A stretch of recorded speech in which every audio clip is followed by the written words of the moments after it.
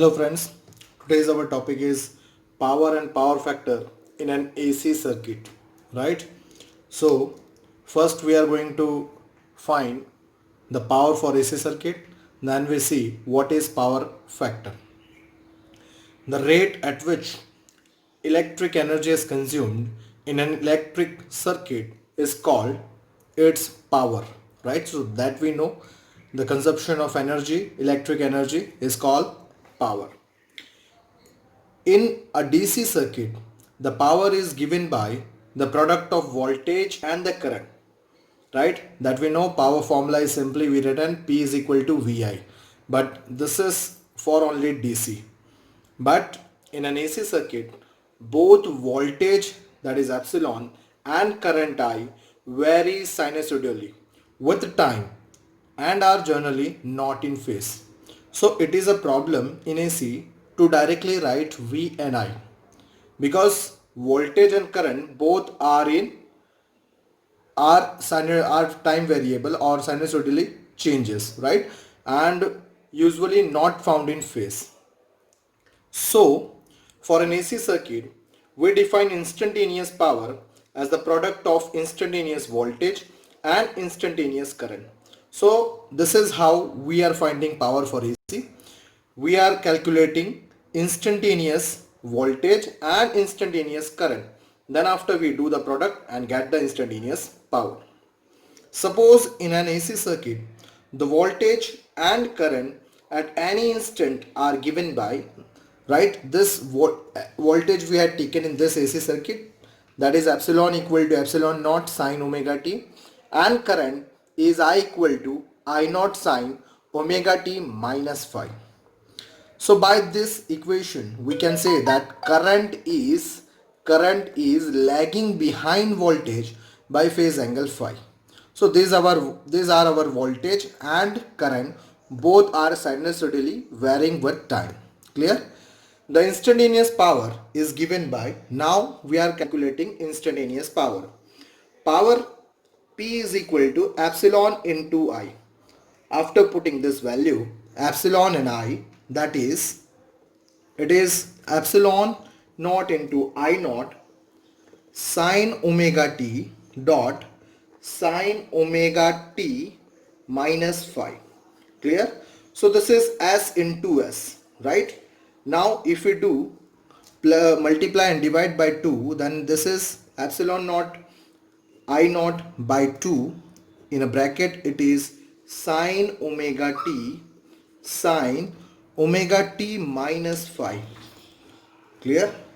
Now this is 2ss. This is 2ss. Therefore, this formula will become P is equal to epsilon naught I naught by 2. So by 2ss is C minus C or cos minus cos. So it is cos phi minus cos 2 omega t minus phi. Right? This comes by formula, that is 2 sine A sine B is equal to cos A minus B, another bracket cos A plus B. Clear? So as you can see in this, if we do omega t minus of this term, then omega t cancel, then phi only left, and if we do the addition of this two term, then it will be 2 omega t minus phi. Clear? Then after, if you find average, then average power dissipated per cycle is, it is average of P term is equal to, this term is constant, so it will be epsilon naught I naught by 2 inside average of cos phi minus average of this term, that is cos 2 omega t minus phi. Clear? Now we know that cos phi, this is not time variable. So average of this term is only cos phi. While here this cos having 2 omega t, which means it is a time dependent. So the average of this cos for one periodic time is 0, that we had already found earlier, right? So by that, this equation will become epsilon naught I naught by 2 inside a bracket, it is cos phi minus 0, because average of this term for one periodic time, it is 0 because it is time dependent. Here it is not time dependent, so average of this term is only cos phi. Clear? Now this average of P can be written as P average. Clear? Now we can write this term P average epsilon naught I naught by 2 as P of average is equal to, if we take 2, if we split this 2 by root 2 into root 2, then it will be epsilon naught by root 2 into I naught by root 2 into cos phi. Clear? So this is the term which it becomes. Clear? Now we know this epsilon naught by root 2 is ERMS or epsilon RMS into IRMS into cos phi. This is what the average power. Clear? For AC.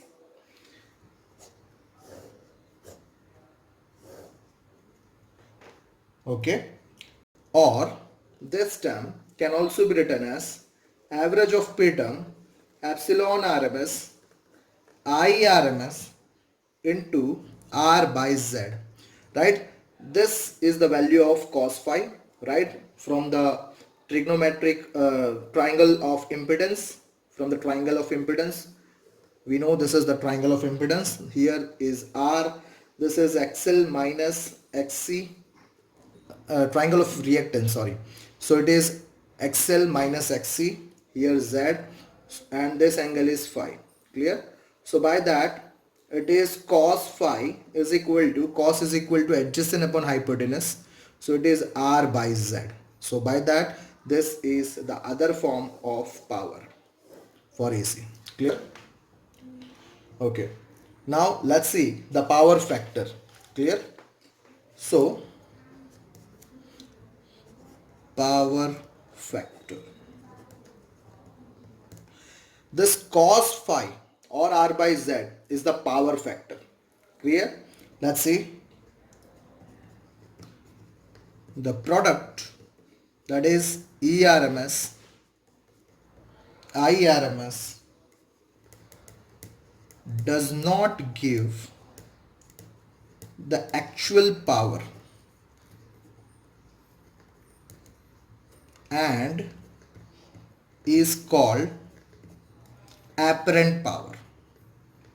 So this ERMS, IRMS is known as apparent power.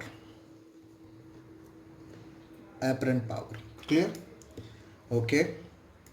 It gives actual power, means the product of epsilon RMS, IRMS will give you actual power or true power if we multiply the power factor cos phi with this term, right? Only when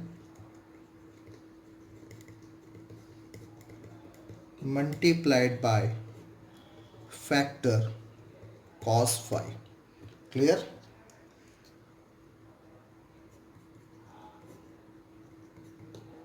The factor cos phi is called power factor of an AC circuit. Power factor of an AC circuit. Clear? So this term cos phi is a power factor of an AC circuit. So by that we can write true power, right?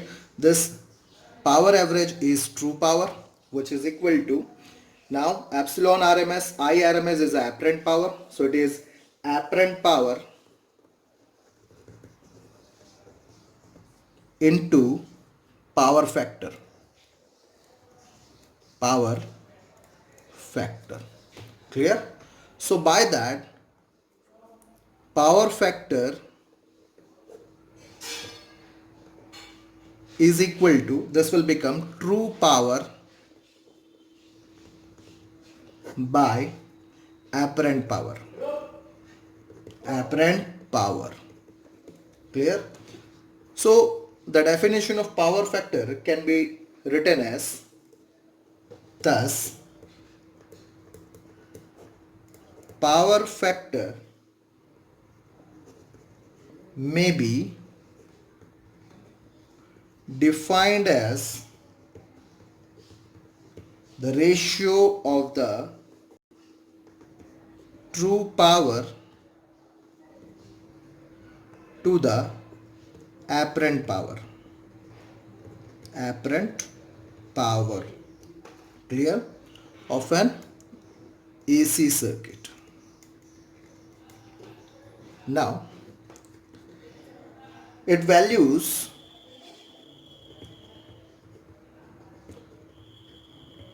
varies from 0 to 1.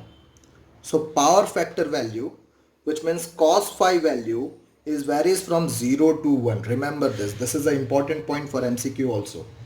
Now, power factor of series LCR circuit, power factor of a series LCR circuit is given by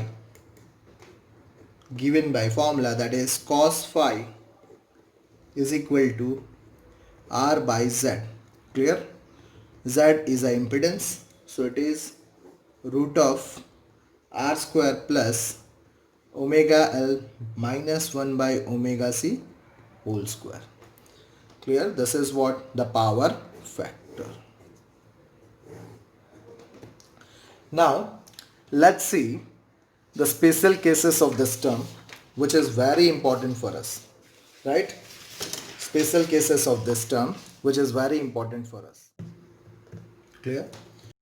First case, for pure resistive circuit.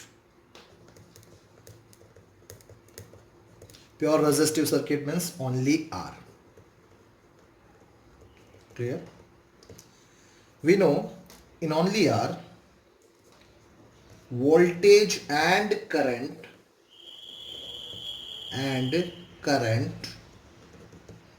are in phase, right? That is, phase angle phi is equal to 0. Therefore cos phi is equal to 1. Clear? Therefore average power is equal to epsilon RMS I RMS cos 0. Cos 0 is 1.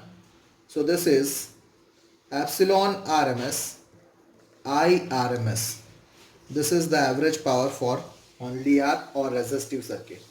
This equation can be written as epsilon RMS whole square by R. If you convert I RMS as epsilon by R, so it will be epsilon RMS whole square by R. Clear? This is for pure resistive circuit. Now second special case, that is for pure inductive circuit.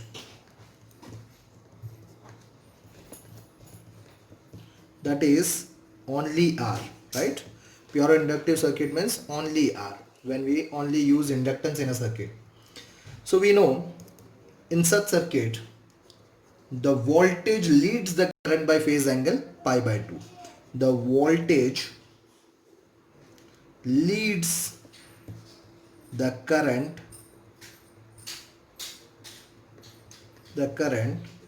by phase angle pi by 2, right?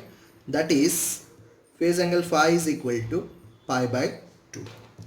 Now by the formula of power, that is average power is equal to epsilon RMS I RMS power factor, that is cos phi, and phi is pi by 2.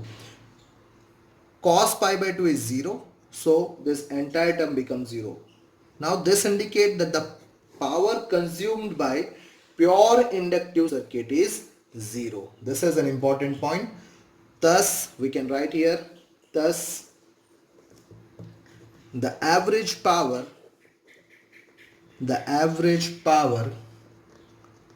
consumed in an inductor circuit over a complete cycle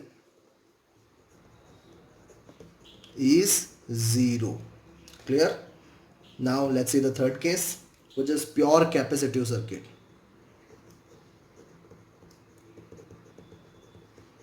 Pure capacitive circuit means only C. When only C is connected to AC supply. So here the voltage lags the current. The voltage lags behind the current in phase by pi by 2. That is, we can write phase angle phi is equal to minus pi by 2. Clear? So its average power is equal to epsilon RMS I RMS power factor cos phi value is minus pi by 2. Again cos minus pi by 2 is 0. So this entire power term, average power term is 0 here. Clear? So we can write thus the average power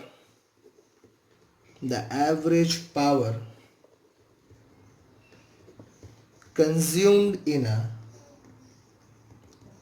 capacitive circuit over complete cycle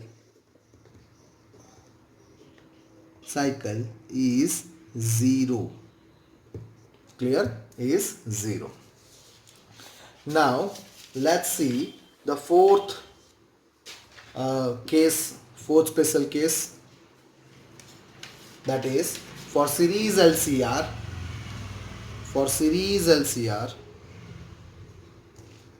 Now this is fourth special case, series LCR circuit, right? So this is series LCR circuit. Now for series LCR circuit, average power is equal to epsilon RMS I RMS power factor cos phi, where this power factor cos phi is a phase angle which can be written as tan inverse of XL minus XC by R. Clear? Sometime phi may have non-zero value for series LR, LC and LCR. For this combination, this phi value will be non-zero, right? Then so power is consumed in such circuits, but only in the resistor R, right? But only in the resistor R. As you see, we find for inductor and capacitor that power consumption by them is 0. So the power consumed in such combination is only by resistor. Clear? Thank you.